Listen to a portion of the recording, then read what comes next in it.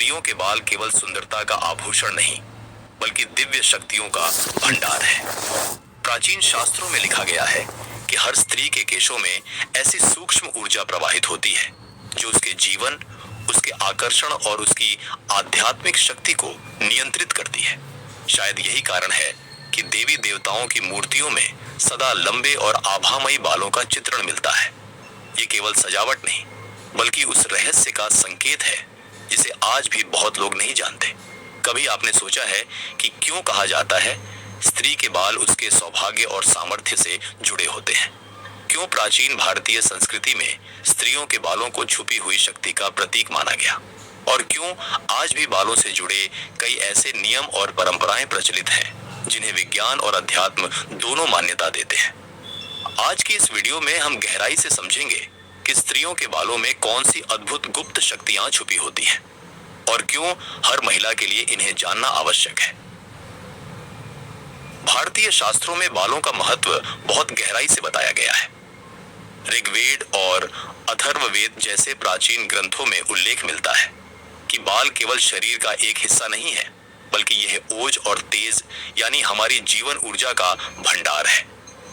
ऐसा कहा गया है कि जब तक व्यक्ति के बाल सशक्त और स्वस्थ रहते हैं, तब तक उसका आभा मंडल भी संतुलित और शक्तिशाली बना रहता है।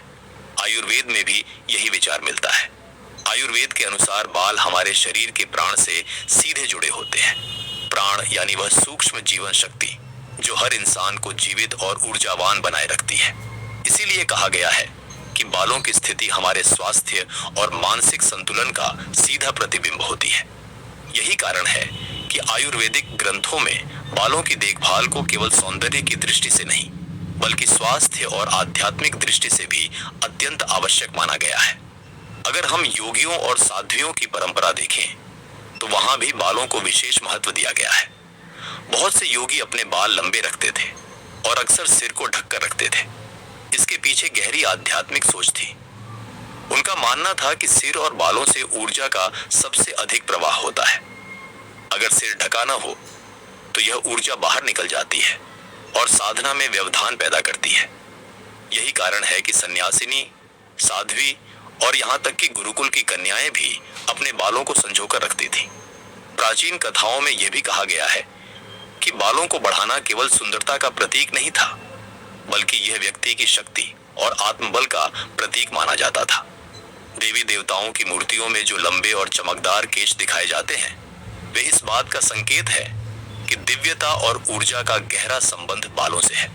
इस प्रकार वेद, आयुर्वेद और योग परंपरा तीनों ही एक स्वर में यह मानते हैं कि स्त्रियों के बालों में अदृश्य शक्ति संचित रहती है। यही कारण है कि प्राचीन समय से ही महिलाएं अपने केशों की रक्षा करती थीं और उन्हें केवल सजावट नहीं, बल्कि अपने अस्तित्व की शक्ति मानती थीं। आज अगर हम विज्ञान की दृष्टि से देखें, तो यह बात और भी रोचक हो जाती है। हमारे बाल केवल मृत कोशिकाएं नहीं हैं, बल्कि ये हमारे स्नायु तंत्र यानी नर्वस सिस्टम से जुड़े होते हैं। जब बालों की जड़ स्कैल्प से जुड़ी रहती है, तब वहां मौजूद तंत्रिकाएं मस्तिष्क तक संकेत भेजती है। यही कारण है कि बालों को छूने या सहलाने से मन तुरंत शांत हो जाता है। ये नर्वस सिस्टम की डायरेक्ट स्टिमुलेशन है। वैज्ञानिकों ने पिनियल ग्लैंड का भी उल्लेख किया है, जिसे भारतीय परंपरा में आज्ञा चक्र या तीसरा नेत्र कहा जाता है। पिनियल ग्लैंड प्रकाश और ऊर्जा के प्रवाह को नियंत्रित करती है। रिसर्च बताती है कि लंबे और स्वस्थ बाल पिनियल ग्लैंड की संवेदनशीलता को बढ़ाते हैं। यानी जितने संतुलित आपके बाल होंगे, उतनी ही अधिक क्लैरिटी और इंट्यूटिव पावर आपके अंदर होगी। अब बात करते हैं ऊर्जा क्षेत्र की, जिसे ऑरिक फील्ड या ऑरा कहा जाता है। हर इंसान के चारों ओर एक सटल एनर्जी फील्ड होती है। जब हमारे बाल लंबे और स्वस्थ रहते हैं, तो यह ऑरा और भी मजबूत हो जाता है। इसीलिए बहुत से आध्यात्मिक गुरुओं के बाल लंबे दिखते हैं, क्योंकि वह ऑरा को मजबूत बनाने का माध्यम होते हैं। यही कारण है कि कई संस्कृतियों में यह विश्वास है कि स्त्रियों के बालों में दिव्य आकर्षण और ऊर्जा का भंडार होता है। आधुनिक शोध यह भी बताती है कि हमारे बाल शरीर की इलेक्ट्रोमैग्नेटिक एनर्जी को बैलेंस करने में मदद करते हैं। बाल एक तरह से एंटेना का काम करते हैं, जो बाहर से आने वाले सूक्ष्म संकेतों को पकड़ते हैं और उन्हें शरीर तक पहुंचाते हैं। इसी वजह से जब हम अपने बालों को ढकते हैं या बांधते हैं तो हमें भीतर एक सुरक्षा का अनुभव होता है, और जब बाल खुले रहते हैं तो व्यक्ति को बाहरी ऊर्जा आसानी से प्रभावित करती है। इसलिए विज्ञान भी इस बात की पुष्टि करता है कि बालों और ऊर्जा के बीच गहरा संबंध है। बाल हमारी सुंदरता ही नहीं बल्कि हमारे मन, शरीर और आत्मा को संतुलित करने वाला एक महत्वपूर्ण माध्यम भी है। प्रकृति और स्त्री दोनों का चंद्रमा से गहरा संबंध माना गया है। अगर ध्यान से देखें तो स्त्रियों का मासिक चक्र लगभग 28 दिनों का होता है और चंद्रमा का चक्र भी लगभग 28 दिनों में पूरा होता है। यही कारण है कि प्राचीन काल से स्त्रियों और चंद्रमा को एक दूसरे का प्रतिबिंब कहा गया है। शास्त्रों में उल्लेख है कि चंद्रमा की ऊर्जा जल और मन पर सबसे अधिक प्रभाव डालती है और स्त्रियों के भीतर यह ऊर्जा बालों के माध्यम से आसानी से प्रवाहित होती है। लंबे और खुले बाल चंद्र ऊर्जा को अधिक मात्रा में अब्सॉर्ब करते हैं, जिससे स्त्री की आभा और भी प्रखर हो जाती है। यही कारण था कि प्राचीन समय में लंबे बालों को शक्ति और आशीर्वाद का प्रतीक माना जाता था। कहा जाता है कि पूर्णिमा की रात जब स्त्रियां अपने खुले केशों के साथ ध्यान या प्रार्थना करती थीं, तो उनकी आध्यात्मिक शक्ति कई गुना बढ़ जाती थी। इसीलिए स्त्रियों के बालों को न केवल सुंदरता बल्कि चंद्रमा जैसी रहस्यमयी शक्ति का दर्पण माना गया है। बालों को लेकर एक गहरी परंपरा और विज्ञान दोनों जुड़े हैं। प्राचीन समय से ही यह माना गया है कि खुले बाल और बंधे हुए बाल दोनों का प्रभाव हमारे शरीर और मन पर अलग अलग होता है। जब कोई स्त्री अपने बाल खुले रखती है तो वह बाहर की ओर ऊर्जा का संचार करती है। खुले बाल आकर्षण का प्रतीक है। ये न केवल व्यक्ति की सुंदरता और आकर्षण को बढ़ाते हैं बल्कि ऑरिक फील्ड यानी ऊर्जा के क्षेत्र को भी फैलाते हैं। इसी वजह से कहा गया है कि खुले बाल स्त्री को और भी आकर्षक और चुंबकीय बना देते हैं। शायद यही कारण है कि बहुत सी परंपराओं में त्योहार, नृत्य और उत्सव के समय स्त्रियां खुले बाल रखती थीं, ताकि उनकी ऊर्जा का विस्तार हो और आसपास सकारात्मक वातावरण बने। लेकिन दूसरी ओर जब बाल बांध दिए जाते हैं तो ऊर्जा भीतर की ओर केंद्रित हो जाती है। बंधे हुए बाल ऊर्जा के संरक्षण का माध्यम बनते हैं।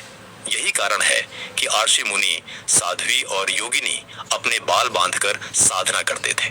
उनका मानना था कि अगर बाल खुले होंगे तो ध्यान के समय ऊर्जा चारों ओर फैल जाएगी और मन एकाग्र नहीं होगा, जबकि जब बाल बंधे रहते हैं तो ऊर्जा भीतर ही रहती है और साधना गहरी हो जाती है।